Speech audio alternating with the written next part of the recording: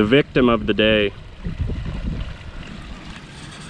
Although I feel I was a pretty nice guy, nah, I'm not gonna lie. He did a lot of the work, but what are friends for? Thanks, Matt. Got you.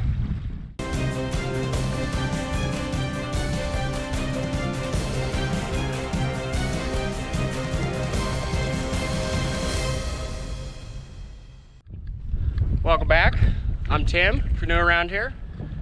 So today, I was lucky enough to trick one of my good friends into coming out washing rocks with me.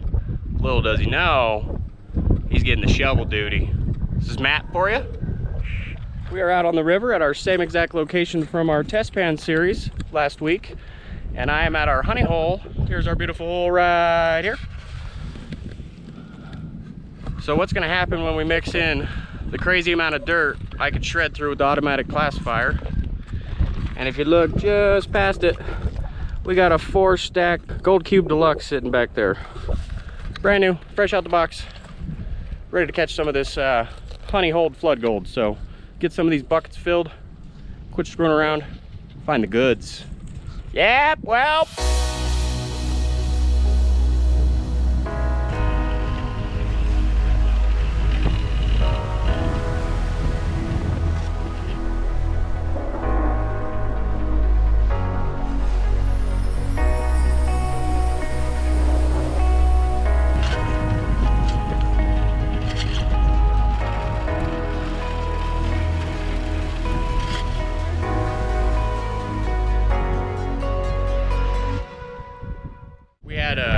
Few visitors come by, and then I had a few tweaks I had to do with the auto classifier, as I'm used to the 1/2-inch classifier screen.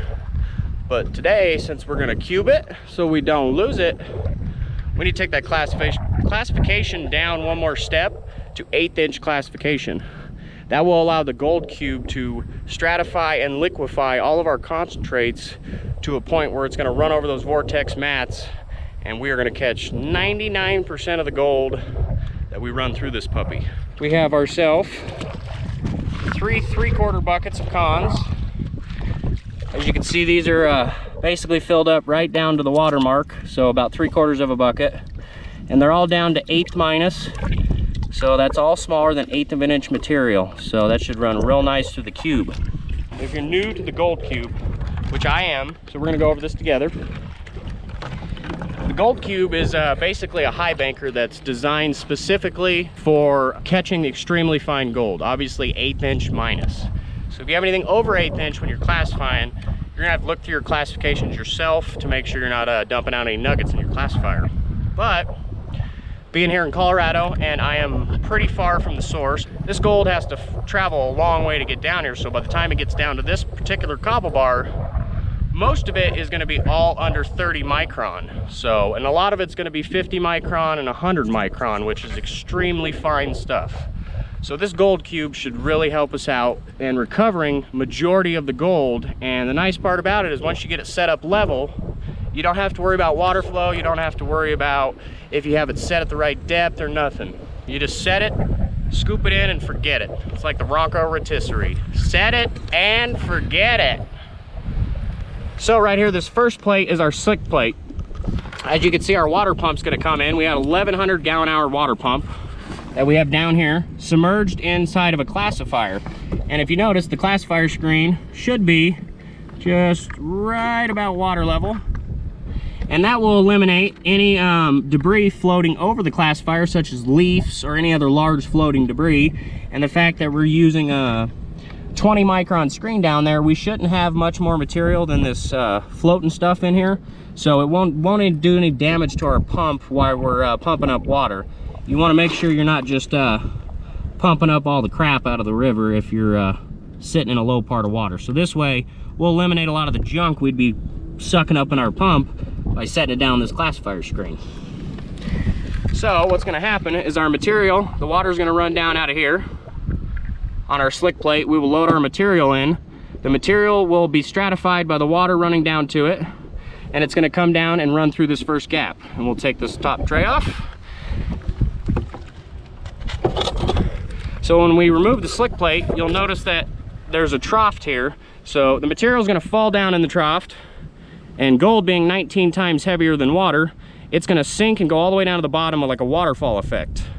Well, if anybody knows about centrifugal force, if that gold has any sort of momentum coming down here, it's not just going to hit the bottom and stop. It's going to want to ride around the outside edge and shoot back up this side, and then we're going to go through our vortex matting. Now this vortex matting is at a different angle than most sluice boxes, and the reason for that is because it is designed with over 7,000 pillars. If I can get a shot on here, there's little pillar systems in here, and each one of those pillars also has a divot right after it. So there's over 7,000 spots on this particular matting in this 1 foot section where the gold has an opportunity to drop out because it creates all those low pressure regions. So we aren't going to lose any gold through this because this is just the first tray. And we have the 4 stack deluxe, so that means I have 3 trays that can catch all that gold, and then the slick play on top, which is the 4th tray. They do sell this as a 3 stack deluxe as well. You get the slick plate plus just the 2 catch trays. I'm just spoiled and I had to buy the 4 because, yeah, well, why not? So what we're gonna have to do is we're gonna take each one of these trays off, and we wanna make sure we get this matting completely saturated. We want no air bubbles, no dry spots, no reasoning for our gold to be able to float off or ride over the mat or over the water, which it really should have a very difficult time doing. As you can see on this tray here, when the tray drops down into the next section, there's a gate, and that gate system slides into that trough, this trough, as there's a gate on this one that would go into it, and that's going to slide down in here, and it's only going to leave enough gap where all your material has to be submerged under the water before it can process its way through. And everybody that loves gold out there knows once she's wet, she's heavy, and she's falling all the way down to the bottom. If you can keep it wet, she's going to stay at the bottom and she's not going to float away on you. So let me get these mats set up, get some water run over them. So as you can see here, I took off the top 3 plates and we're down to our bottom plate. So this is the first plate. I'm going to get saturated and make sure we remove all those air bubbles and all that dry space to make sure none of our gold escapes. All I'm going to do is I'm going to take the hose off of my slick plate and I'm going to pop that off the fitting. And now when I hook up my pump, I can use the water from the pump to get my slick plates nice and wet and get those prepped up so we can start feeding this puppy with some goods.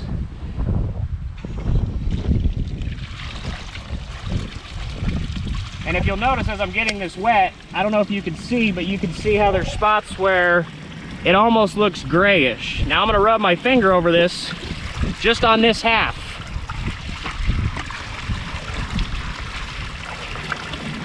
I don't know if the camera will pick it up, but can you see how dark this is compared to how this looks light? It's because there's actually little tiny air bubbles stuck down in all those little tiny pockets as we're trying to get all the air out. And you want to make sure you remove every one of those little air bubbles. You want it to be nice and dark like this, where the water is fully consuming the pocket, allowing for the max amount of drop for the gold. So we're going to go ahead and run water through all these, and I'm going to rub them down with my hand and make sure we get out all of our dry spots. You can also do this with a brush if you happen to have a brush. I didn't bring a brush. Really just got to get it nice and saturated. So as long as we force that water down in those little grooves, running it back and forth, we'll be good to go. And we have 3 catch plates, so 90% of our gold is going to be on our top catch plate, and we won't even see very much gold in these bottom ones. That's how effective the gold cube is at catching gold, so I've been told. So we will have to see. I've been very impressed with what I've seen online, and I can't wait to get my own goods running through here. Let's get the next tray ready. Gold cube, baby. What you know about that G-force separation? Yep, well.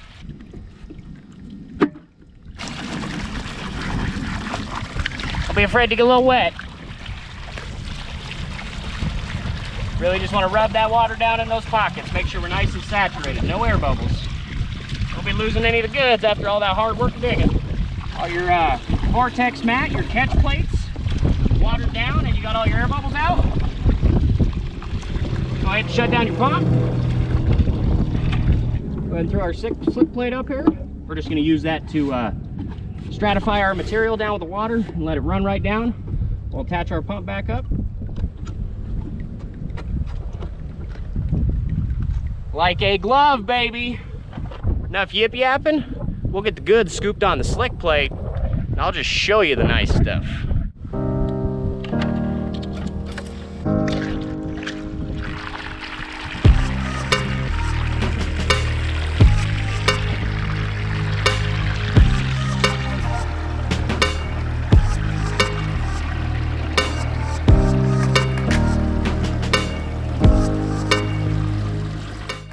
We got water, we got concentrates. Feed the cube. Let's get the goods.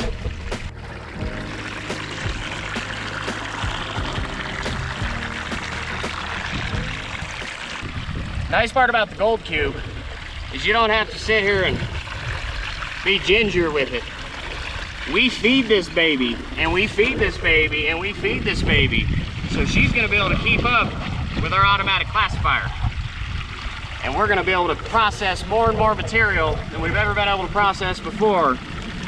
And knowing we are on a wonderful hot spot with 38 colors in the pan, I'm pretty sure if we got 38 colors out of 4 standard shovelfuls, our 3 bucket of cons are gonna have way more colors than that. So you better stay tuned to see how shiny this mat is once we're done loading.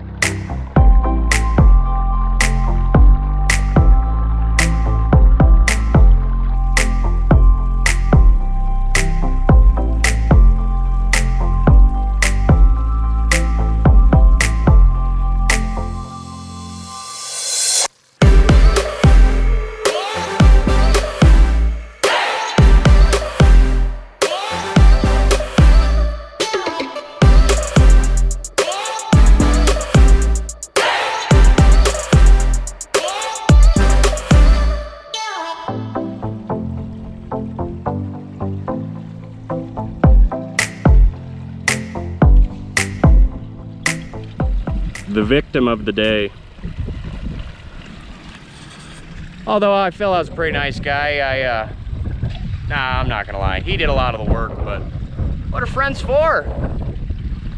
Thanks, Matt. Got you. So as you can see, it's starting to get a little dark on us around here. Just about out of daylight. Probably got about another hour left. We got quite a nice progress, so let me show you exactly what happened here.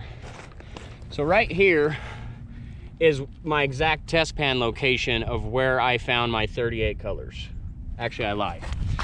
Right here was where I found my test pan of my 38 colors. So we decided to trench towards where we found the 24 colors on marker 6 from our first time out here. And this was marker 2.4, or sorry, 2.5, I do believe it was, which was the one we had 38 colors in. So we wanted to stay in between the 24 color test pan and the 38 color test pan. And then right back over here, here's this one, and then just about 10 feet over there was where we had 20 colors. So we had 20 colors over there, 38 colors here, and 20 colors right over there. So this area right here has been very, very nice to me for test pans.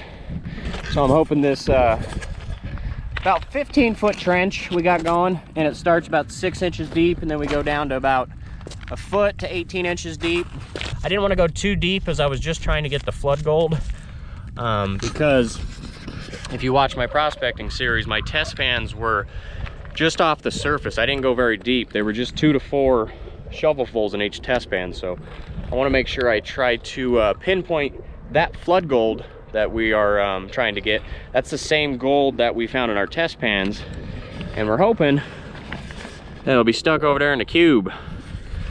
Mr. Matt is on our 5th 5-gallon bucket that we're running, and all of that was ran through the classifier. So it was a little more work to get the material down through the smaller stuff, and the 5-gallon buckets of cons we actually have are going to contain a lot more useful material instead of a lot of the larger material that might not necessarily contain as much gold. So you can see our overburden pile here. Small little mountain. The automatic classifier didn't do as good as I wanted it to today. Ran into a few little issues with the smaller classification screen, causing a lot more material to stay on top. So we played with it a lot to try to get the level right. And then my second little battery actually happened to die on me because I'm a schmuck bag and apparently didn't charge it all the way. So, yeah, well, we had to borrow the battery from the cube, and we didn't want to run that battery dead on the automatic classifier.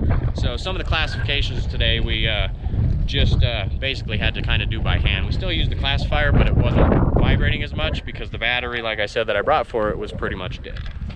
Since my gold cube is new, that added another piece of equipment I had to bring out to the river. We will get that loaded up on the 2-wheeler, the hand truck here, that I purchased to make me a little contraption to get out to the river. I can load that thing up with the gold cube, my automatic classifier, all my buckets, and even my rubber boots, even though I have nice brand new rubber boots. And yeah, that's right.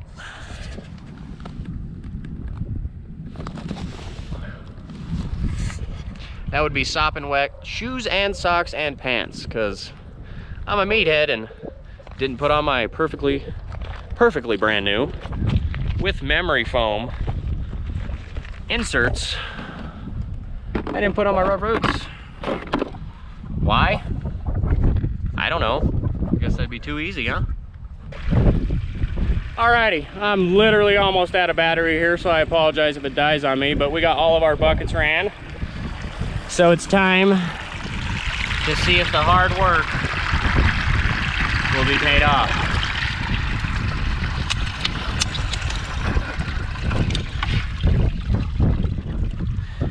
So I'm gonna get all these trays rinsed down into a container, and then I will get that rinsed down into something I can put a lid on it, bring them home. Should only have about 2 cups of material. I hope I'll be able to show you, but if my camera dies, might have to show you at home. But what I do want to show you is if our day paid off or not. So the minute I pick up this slick tray, we're gonna know right away if we were on the good stuff. So how about we take a peek together, huh? I'm gonna go ahead and carefully pick up this slick tray. So I do apologize. My battery did die on you, and I wasn't able to show you the inside of the cube. But I think it'll be well worth the wait after you see what's inside the blue bowl. So I came home last night, got the batteries charged up, and then this morning, the next day, I was able to get the blue bowl hooked up, get the concentrates dumped in there, and when I came up to check it, I was very surprised. I just have to give you a look. I can't even explain it. Let's take a peek.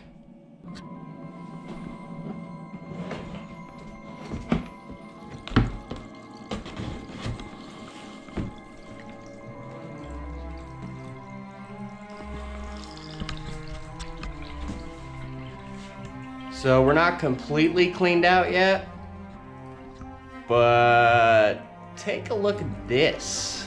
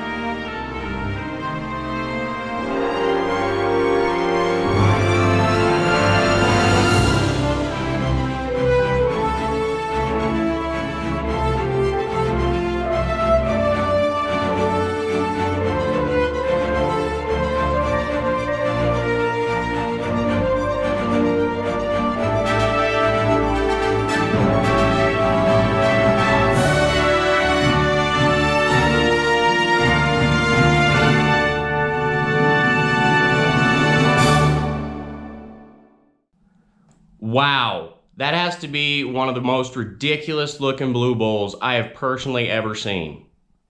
We ran about 15 gallons of 8 mesh or minus 8 mesh material concentrates through that gold cube, and I would have never thought we would have recovered that amount of gold. Let me get all that cleaned up. That's a lot. Way more than I've ever found before.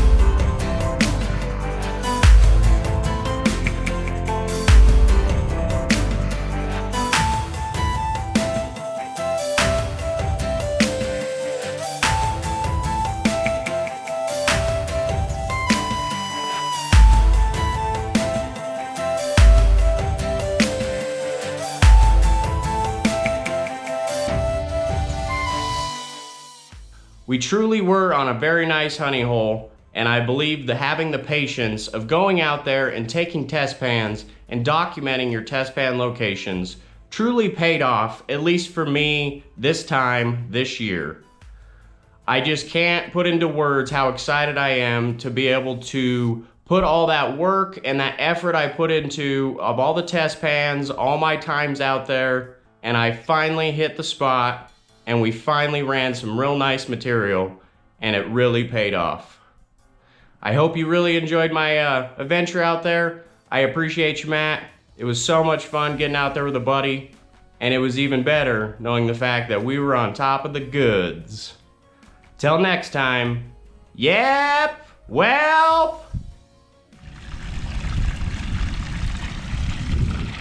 Cube it or lose it, baby. Cube it or lose it.